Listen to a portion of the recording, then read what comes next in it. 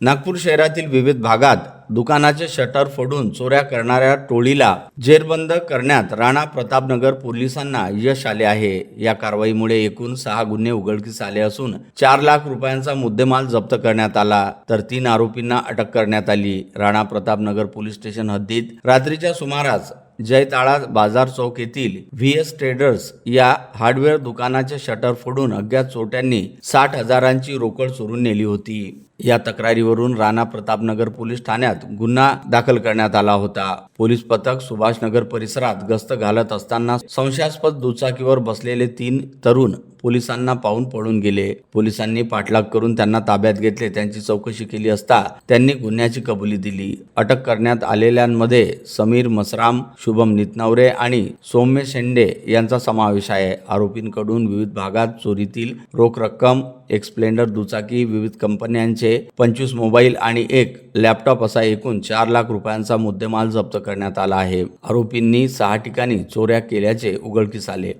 Sir, एक हद्दपारची म्हणजे कारवाई करण्यात आली आहे। काय नेमकं माहिती आहे? कोण आरोपी आहे? काय रेकॉर्ड आहे याच्यावर? किती वर्षाचा हद्दपार करण्यात आला आहे?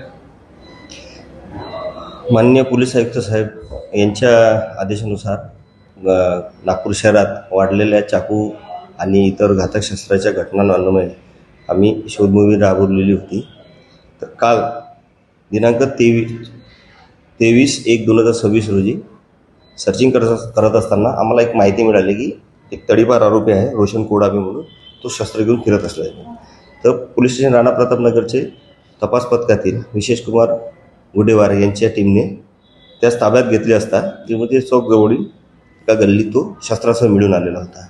त्याला ताब्यात घेण्यात आले आणि त्याच्याकडचं शस्त्र जप्त केले। असे 425 कलम भारतीय हत्यार कायदा आणि 142 मपोका आणि त्याच्यावर कारवाई करण्यात आलेली आहे। 2 वर्षापूर्वी हद्दपार करण्यात आलेले आहे आणि त्याच्यासोबत इतर पण ते गँगमधील जे सदस्य आहेत त्यांना पण हद्दपार करण्यात